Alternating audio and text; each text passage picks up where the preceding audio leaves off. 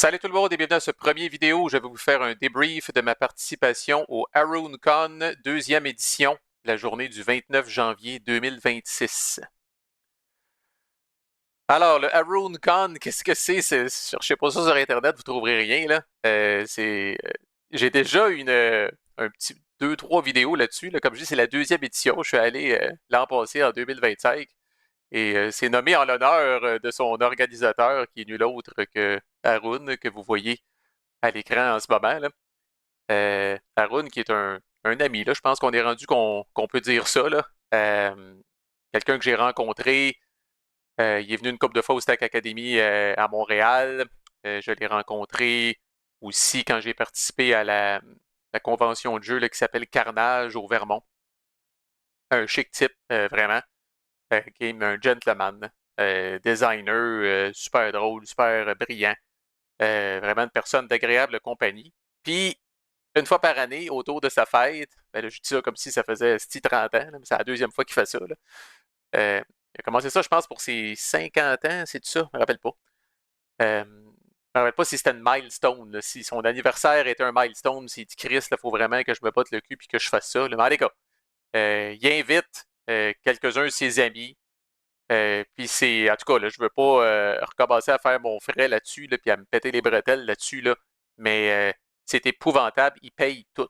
Fait que là, ce que vous voyez là ici, là, c'est je me rappelle pas si c'est un Airbnb là, ou quelques autres cossins là, de location, là, mais on avait essentiellement la moitié de ce gros duplex-là à nous autres.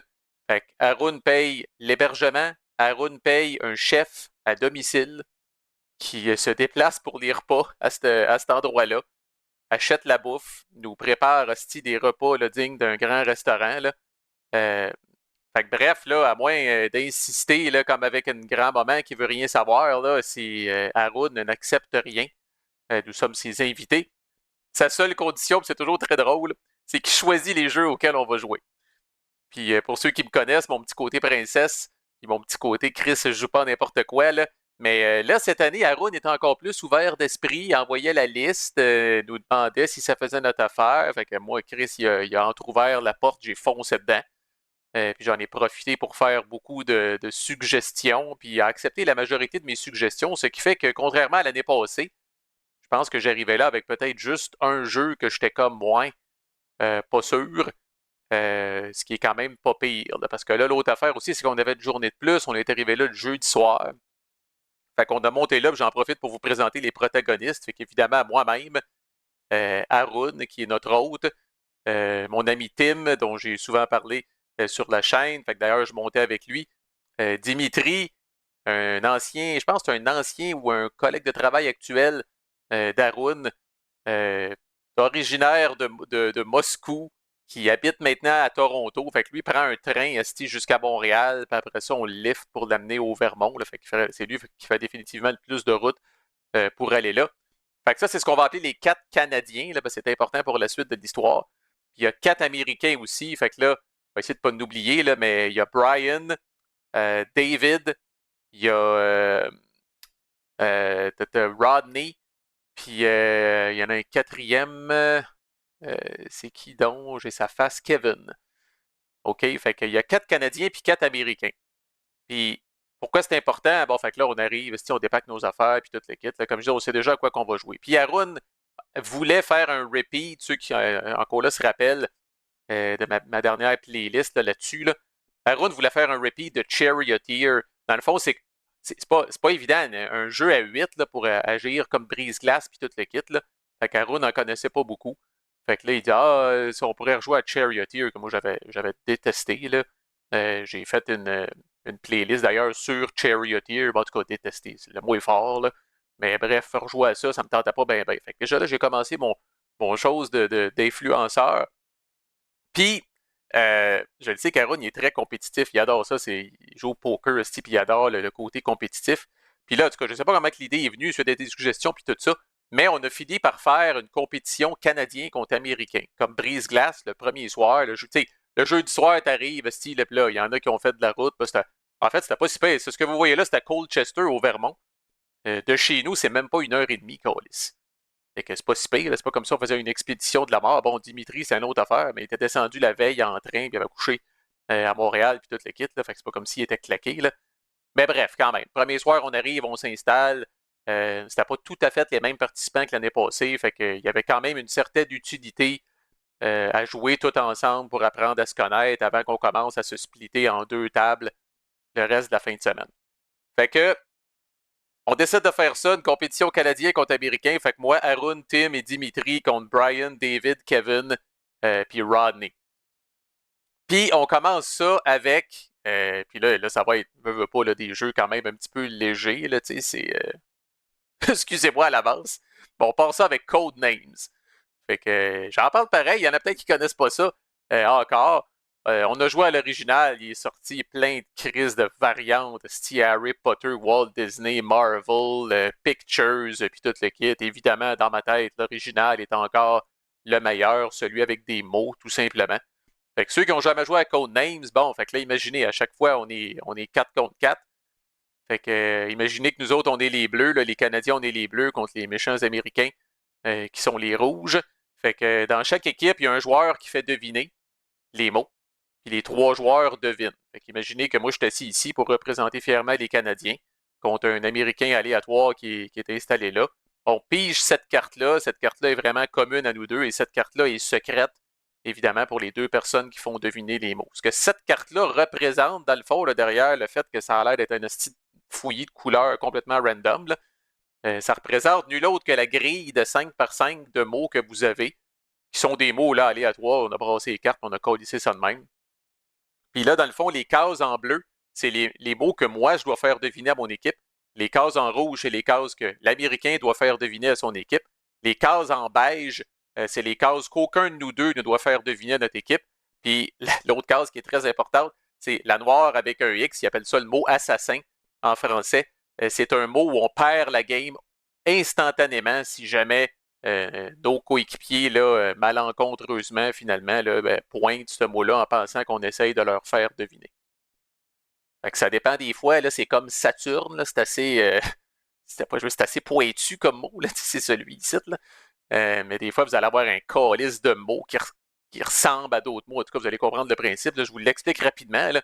Mais, fait le joueur qui commence, c'est le joueur qui a les lumières alentour de la carte. Fait que dans ce cas-là, c'est le rouge qui commence. Puis pour compenser un petit peu l'avantage qui joue en premier, il y a un mot de plus à faire deviner. Fait que si vous comptez les trucs rouges, 3, 4, 5, 6, 7, 8, lui en a 9 à faire deviner, puis moi j'en ai 8 à faire deviner.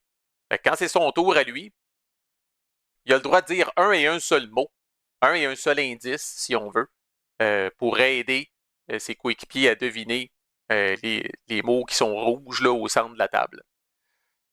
Fait qu'il donne un indice, puis il donne un chiffre, ce chiffre-là étant le nombre de mots qu'il y a sur la table qui ont un lien avec cet indice-là. Là. Fait que là, j'aurais peut-être dû me préparer d'avance, là. Mais, fait que là, admettons, avec lui, il est rouge, Steve. Fait que là, calvaire. C'est mon anglais en plus, Steve. Puis on joue, évidemment, on joue en anglais parce qu'il y avait juste, ouais, moi puis Tim qui parlait en français, finalement. Là. Puis Tim est parfait bilingue. Moi, je me débrouille. Mais quand tu joues dans des jeux de mots, là, c'est quand même une autre affaire. Là. Fait que. On essaie même de trouver. Bon, on va y aller avec un hostie d'évidence. Là. Excusez. Fait que là, oubliez la carte. Là. Admettons que le rouge, entre autres mots qu'il doit faire deviner à son équipe, il y a orange puis il y a apple. OK? Ben, il pourrait dire à ce moment-là fruit 2. Puis là, son équipe. Fait que là, son équipe, ils ont ça. Eux autres, là, ils regardent. Oh, orange, si peut-être. Puis apple, peut-être. Tu sais, là, c'est facile. Là. Mais vous aurez deviné que plus les mots sont devinés, moins vous avez de choix, puis plus vous devez étirer l'élastique en termes de l'indice que vous donnez à vos coéquipiers. Fait qu'au début, quand vous avez 8-9 mots à faire deviner, trouver des liens entre ces mots-là, c'est quand même pas si pire que ça. Puis même si c'est facile de trouver des liens, comme là, c'est pas si pire. Fruit 2, au maximum, son équipe va pouvoir deviner 2 mots, puis après ça, c'est à moi. Mais des fois, encore là, dès le début, on va étirer l'élastique. On va dire tel indice avec 3, tel indice avec 4. Mais rendu au troisième ou au quatrième mot, là, comme je dis, là, vraiment, on étire, puis on se dit, puis là, évidemment, fait que là, Les autres personnes qui, je le répète, ne voient pas cette fucking carte-là, pointent eux autres pour dire on pense que c'est orange. Puis là, si c'est le cas, ben là, on vient mettre une petite chose rouge dessus pour dire bravo, un point pour nous autres. Puis on dit pomme aussi, puis bravo, un point pour nous autres. Puis là, c'est à moi, puis j'essaye de faire deviner des mots, puis on met des trucs bleus. Puis c'est le premier qui réussit à tout faire deviner ces mots, sans évidemment jamais ever. Fait que c'est pour ça, vous n'êtes jamais out de la game, même si vous faites torcher 5 mots à 1. Vous n'êtes jamais out de la game parce que vous n'êtes jamais à l'abri finalement là, collectivement là, d'un faux pas, puis de quelqu'un qui dirait, mettons, planète, il faut être tâtant en hostie, là, mais quelqu'un qui dirait planète, là, le monde dit, oh, Saturne, hostie, c'est bon, puis là, ils disent ça, puis là, c'est le mot assassin. Là. Vous avez des trucs neutres aussi là, pour les mots beige qui sont là. Puis l'autre affaire qu'il faut essayer d'éviter aussi, peut-être pas à tout prix, là, éviter à tout prix, c'est le mot assassin, là, mais en deuxième qui suit pas loin en arrière, là, c'est de donner un indice qui ressemble ou qui peut porter à confusion sur un mot de l'adversaire. Parce que là, si moi, c'est mon tour, puis je donne des indices, puis que le monde, on va checker ma petite carte, mettons, là, puis que le monde, ils disent ah, Marco, ça se peut-tu, tête? Ben là, malheureusement, tête, je regarde des choses ici, puis c'est un hostie de mot rouge. Fait que là, non seulement, ça met un terme au devinage de mon équipe. Fait que là, non seulement ça, c'était pas bon, mais ça s'en va directement comme point, si on veut, ça l'avantage de l'autre équipe.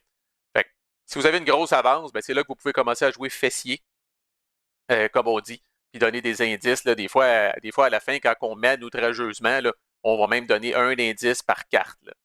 Fait que, tu sais, vous pourriez dire, par exemple, bandit 1, puis là, eux autres, tu sais, il n'y a aucun doute, là, tu sais, on check ça ici, puis on dit, ben, Chris, voleur. Puis là, ouais, effectivement, tu sais, fait que, à l'inverse, quand vous êtes sous pression puis vous êtes en retard, c'est là que vous allez essayer de faire des combos pas possibles de 3-4, un indice qui couvre 3-4 mots, mais comme je disais, des fois, ça ne revient pas nécessairement bien. C'est un bon petit jeu. Puis suite à notre game, ça s'est fini égal. Fait qu'on s'est dit, tout le monde va deviner, tout le monde va faire deviner une fois dans chaque équipe. Fait qu'on on a joué 4 games essentiellement, puis ça a fini 2-2. Fait que là, Aaron, si t'es bien content de ça, parce que c'était pas fini. En passant à l'enjeu, parce que comme je vous disais, il est très compétitif, euh, l'équipe perdante devait chanter l'hymne national de l'autre équipe, puis on filmait tout ça. Là. Fait que là, pour l'instant, c'est 2-2. L'autre affaire, fait que là, qu'est-ce qu'on a joué après? On a joué à, j'ai tout préparé ça dans Tabletop Simulator. Curieusement, un de mes coups de cœur de la fin de semaine, tabarnak. C'est-à-dire, Start New Game, c'est-à-dire Décrypto. C'était un jeu fait par un Québécois. Chris, il y a des fois que je suis complètement. Des fois, je dors au gaz complètement. Je suis tellement dans mes cochonneries de GMT Games, là, puis d'éditeurs outre-mer. Ben, pas outre-mer, c'est GMT Games en Californie. Ben, éditeur hors du pays, que Chris, je n'ai pas conscience de ce qui se fait ici. Je joue pas souvent, il faut dire, à des party games, à des word games non plus. Mais des cryptos conçus par un Québécois, un hostie de bon jeu pour vrai. Encore là, c'est simple. Fait qu'on joue en équipe, on est 4 contre 4. Sauf que là, vraiment, c'est super clair quand on joue. C'est tough à expliquer en crise, ce jeu-là. Je vais faire mon possible. Là. Mais là, imaginez qu'on est les 4, les Canadiens, là, on est les 4 du même bord. On voit ces mots-là. Ces mots-là ne sont pas secrets. Puis on va faire un hostie de bout avec ces mots-là. Là. Fait qu'une torche, France, pyramide, puis pirate. OK, fine. Fait que là, comment ça marche? Un joueur, encore là, il fait deviner. Ce joueur-là va piger une carte au hasard d'un petit deck. Et tout ce que cette carte-là contient, c'est une combinaison, finalement, de 3 chiffres sur les 4 que vous voyez là. Fait que là, je viens de pogner, moi, mettons que c'est moi qui fais deviner, je viens de pogner une carte à random, 1, 3, 4. Ça veut dire que je dois faire deviner, dans cet ordre précis-là, ces 3 mots-là à mon équipe. Simple enough. Et pour ça, je dois mettre un indice pour le premier mot, un indice pour le deuxième, puis un indice pour le troisième. Fait que quand on s'exprime en équipe, là, on parle du premier mot, du deuxième mot, puis du troisième mot, parce que les chiffres sont même pas nécessairement. Ah, cette petite patente-là est scriptée, tabarnak, fait que je peux même pas. Mais je veux dire, j'aurais pu pogner 3, 1, 4 aussi sur cette crise de carte-là. Là. Fait que les chiffres sont pas nécessairement toujours en ordre chronologique. Là. Ça peut être vraiment fucké. Là. C'est pour ça qu'on va dire le premier mot, le deuxième mot, puis le troisième mot. Puis l'autre affaire, bon, c'est sûr, autant dans Codenames que là-dedans, là, vous n'êtes pas cheesy dans vos indices. Là. Fait que, Vous pouvez pas dire valeur pour faire deviner voleur. Il y a des règles, il y a un petit paquet de règles. Il y en a plus dans Codenames que là-dedans, puis vous allez comprendre pourquoi. Là-dedans, vous pouvez pas faire référence à la position du mot. Vous pouvez pas dire évidemment troisième pour faire deviner le troisième mot. Il faut que ça ait quand même rapport avec le mot. Là. Par contre, dans ce jeu-là, c'est pas seulement un mot. L'indice, vous pouvez mettre ce que vous voulez, ça peut être une fucking phrase.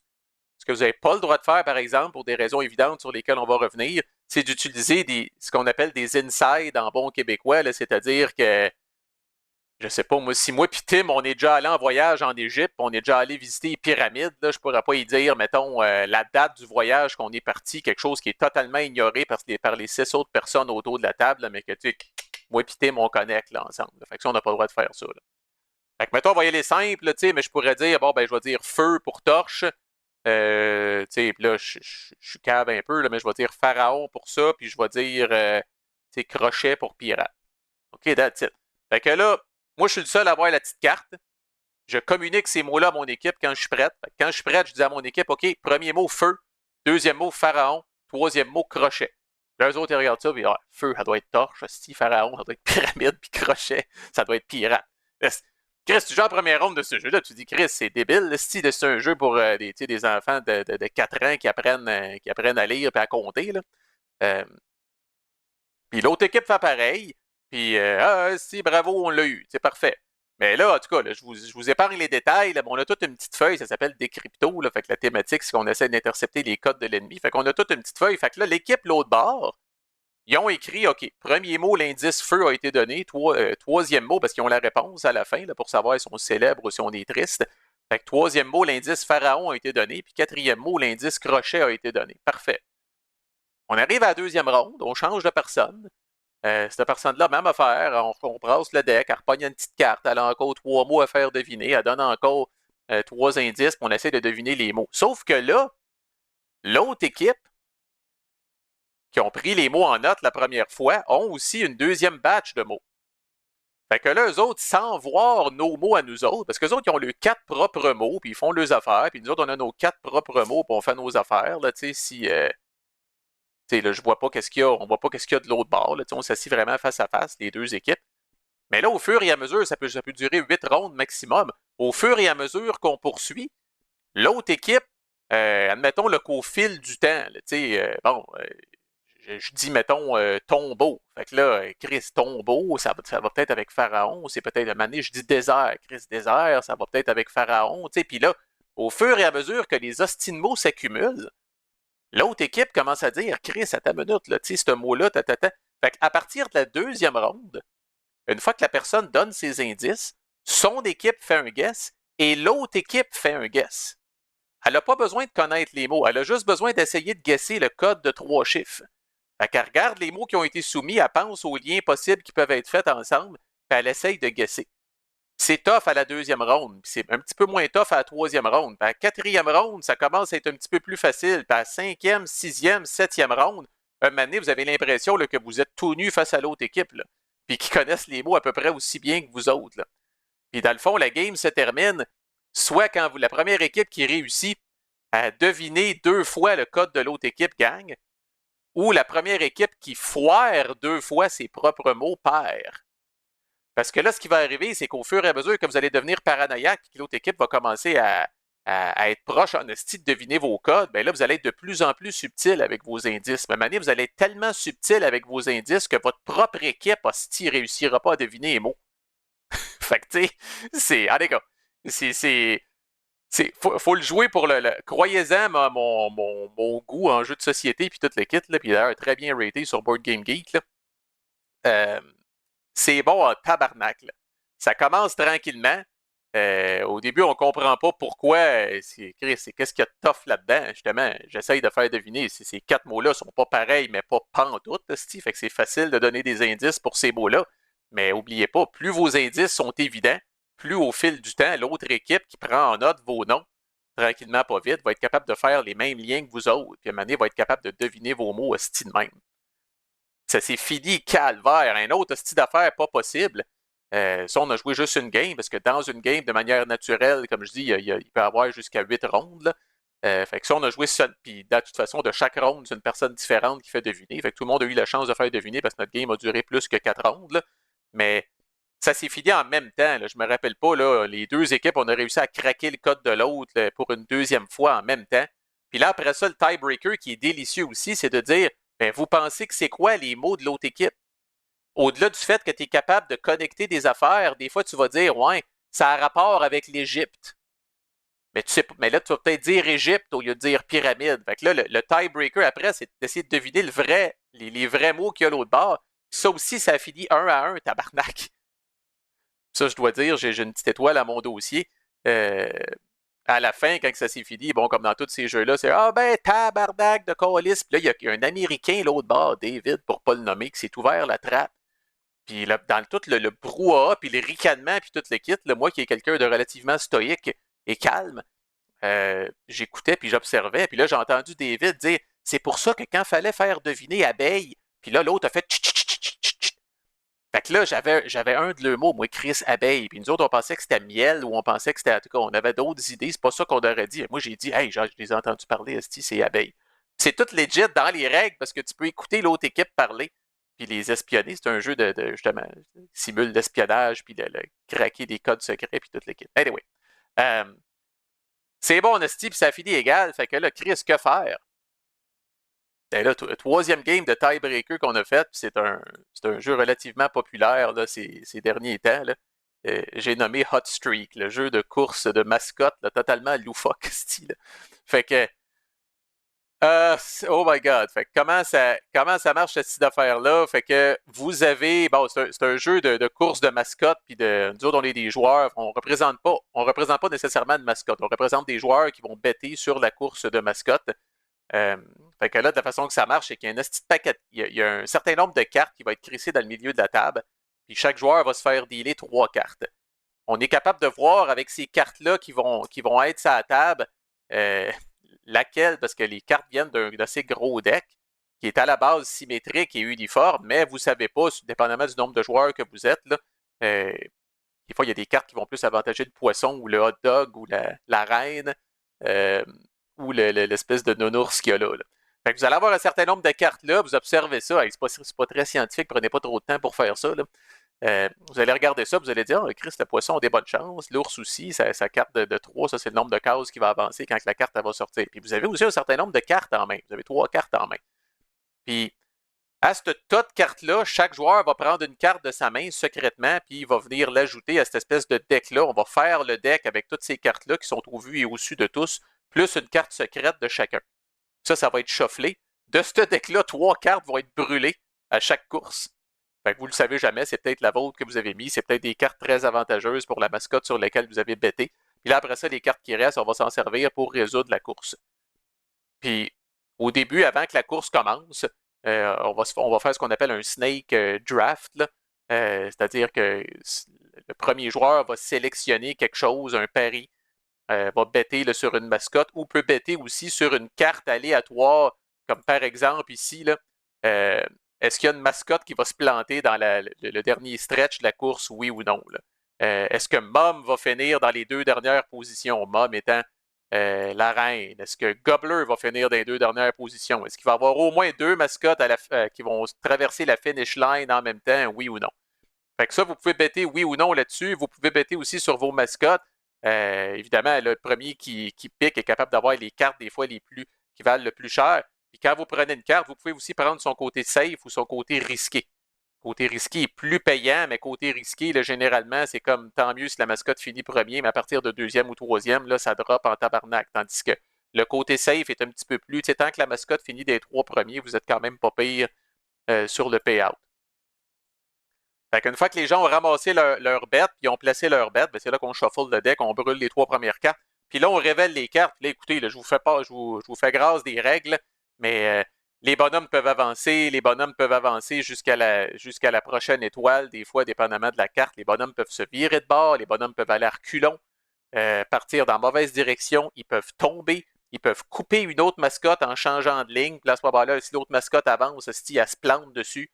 Il peut arriver toutes sortes de crises d'affaires. Mais si vous passez à travers le deck, puis qu'il n'y a toujours pas 3 mascottes qui ont fini gagnant, le jeu vient avec un esti de ça, là, c'est une esti de gimmick physique que tu déroules un crise de tapis avec cette patente-là ici, là, ça devient ta piste de course. Puis quand tu passes à travers le deck une première fois, ben là, tu pognes ça ici, puis tu le ramènes là. Je peux-tu faire ça de même? En tout cas, ouais, la ligne de disqualification, ça ressemble à ça. Ben, le tapis au complet rentre dans cette patente-là, puis ça s'en vient. Puis là, toutes les mascottes qui sont là sont disqualifiées automatiquement. Puis là, tu repars le deck encore, puis après ça, tu avances ça. Fait que ça a une fin à un moment donné. Une fois que c'est terminé, en fonction de quelle mascotte a fini premier, deuxième, troisième, quatrième, on distribue le fric, puis en fonction des réponses à cette affaire-là. Puis après ça, dans le fond, on rebrasse, on redistribue une carte à chaque joueur. Comme ça, chaque joueur a toujours 3 cartes en main. Même principe, choisi. Fait que la distribution des cartes ne change pas. Mais là, peut-être que vous allez choisir une carte différente dans votre main. Vous allez avoir une carte différente du premier tour dans votre main. Vous allez peut-être en choisir une différente que vous allez mettre dans le deck, puis bêter en conséquence. Et ça, je dois dire, on a lavé, pas lavé les Américains. Les 2 premières courses, ça a été serré. Puis la 3e course, si on a eu la main heureuse, on a bêté sur à peu près tout ce qui était bon. Fait qu'on a gagné au final, pour ceux qui se demandent. Les Américains ont dû chanter le Haut-Canada. Ça a été filmé, évidemment, je ne montrerai pas ça. C'était assez disgracieux, merci. Mais on l'a emporté. Remarque, il n'y a pas de grosse, pas nécessairement une grosse stratégie à tout ça. Là. Puis, ben, quoi que les jeux de mots, quand même, on s'est bien débattus. Puis, on a fini la soirée en jouant à une déception, je dois le dire, pour ma part. On a joué à 23 Knives, un jeu un peu sorti de cette image-là, un jeu un petit peu obscur quand même sur BGG, sorti en 2025, mais juste 205 rating. Toujours Tim qui amène ces jeux-là un petit peu underground, là, qu'on n'a pas trop entendu parler. Là. Faut dire qu'on était 8. Fait que, tu sais, c'était un jeu qui se joue de 3 à 8. On était le full 8. C'est écrit best à 5-6. Je comprends pourquoi, parce qu'à 8, il y avait du downtime en hostie. Là. Puis c'est un jeu qui se joue vraiment à tour de rôle. Il n'y a pas tant de négociations, il n'y a pas tant d'affaires que ça. Fait que là, thématiquement, c'est écrit ici, là, les citoyens de Rome qui manipulent et qui comptent des menteries pour déterminer le destin de Jules César. Là. À la fin du jeu, Jules César va être assassiné ou non. S'il est assassiné, tous ceux qui étaient comme pro son assassinat ont une chance de gagner. Sinon, c'est les autres. Puis la façon que ça marche, j'avais la petite image ici qui est assez représentative. Ça va avec le défaut du jeu, justement. C'est quand arrive votre tour, essentiellement, vous prenez votre meeple puis vous vous déplacez quelque part là-dedans, puis ça a un certain effet. Vous avez un personnage qui est secret au début de la game. Si vous avez des spots de sang, vous êtes pro-assassinat de César. Si vous avez des lauriers, vous êtes pro-acquittement, I guess, de César. Mais même ça, ça vous donne une base, mais quand même, vous pouvez accumuler certaines cartes au fil du jeu avec d'autres taches de sang ou d'autres lauriers. Fait que, tu sais, disons que ça vous enligne, mais ça ne veut pas dire que vous êtes comme ça. Puis, anyway, cette carte-là est secrète. Puis, le jeu tire son nom 23 Knives à la fin du jeu, là, quand cette espèce de compteur de ronde-là se rend en haut. Il faut qu'il y ait 23 couteaux ou plus dans l'espèce de petite pile de cartes là, qui, je ne me rappelle plus où, là, pour déterminer si César est mort. Puis les colombes viennent canceller les couteaux. Fait que les couteaux, généralement, il y a plus de cartes avec une plus haute valeur. Mais s'il y a suffisamment de colombes, des fois, ça peut faire chier la patente. Les événements aléatoires qui vont arriver, puis tout ça. Mais essentiellement, quand c'est votre tour, vous prenez votre petit bonhomme, vous bougez votre petit bonhomme. Bon, des fois, vous allez piger des cartes, jouer des cartes, faire des affaires de même. Votre tour prend peut-être 30 secondes, mais après ça, vous attendez 4 minutes dans notre cas, parce qu'on était 8, là, avant que votre tour revienne. Puis comme je disais, il n'y a pas tant de négociations, c'est assez secret, c'est assez low profile. Ah oui, des fois, vous allez voir quelqu'un qui ramasse une carte avec 5 couteaux. OK, ouais. Fait que là, tu sais, mais à part de ça, tu sais, je veux dire, c'est pas un jeu où il y a des grandes conversations puis tout le kit. Fait que ça a été fucking long. C'était écrit 30 à 60 minutes sur BGG, là. Mais ça, c'est probablement quand vous jouez à 5-6, là, à 8, avec les explications puis tout le kit. Là, ça a duré 1h30, 2 heures. Puis bon, on avait joué notre affaire, on avait eu notre hype avant, là, fait que là, on dirait, on est arrivé à cette affaire-là, après beaucoup de trash talking, puis d'exubérance, puis d'excitation, là. Puis pour moi, ça a tombé flat pas mal, cette affaire-là. Là. Puis au final, il y a une autre règle fuckée que si au moment de faire le calcul, votre nombre de taches de sang est égal à votre nombre de lauriers, ben là, vous êtes ce qu'on appelle un branleux dans le manche, puis là, vous pouvez choisir de déterminer finalement le destin de César d'un bord ou de l'autre, puis là, vous pouvez gagner en équipe, ce qui fait qu'au final, dans le jeu, c'est probablement la position la plus avantageuse que vous cherchez à faire. parce que côté règles, c'est quand même bon. Puis moi, au début, j'étais comme full pro-assassination, parce que assassinat, ben, je me disais, ouais, Chris, on a quand même plusieurs rondes à faire. Il y a beaucoup de ces hosties d'événements-là qui font avancer ce marqueur de ronde-là out of sequence, comme on dit. Fait que là, ça venait raccourcir la game. Remarquez qu'au bout d'une heure, quand je voyais ces cartes-là popper, c'était quasiment une délivrance parce que je me disais, on a un tour de moins à jouer. Là. Fait que je recommande pas. En tout cas, là, je le sais que je vous garoche ça, c'est parce qu'on est rendu déjà à une demi-heure, si juste à parler des petits fillers du jeudi soir. Là. Mais c'est ça, 23 Knives, jeu obscur, à 5, peut-être. Fait que le downtime est un problème, mais au-delà de ça, même côté gameplay, j'ai vraiment pas été impressionné. Fait que pour moi, ce serait un pass. Fait que attendez-vous à voir au moins 2 autres vidéos sur le HarunCon, couvrir les journées du vendredi, samedi et dimanche avec toutes sortes de jeux et toutes sortes d'expériences ludiques, tous plus rocambolesques les unes que les autres. À plus.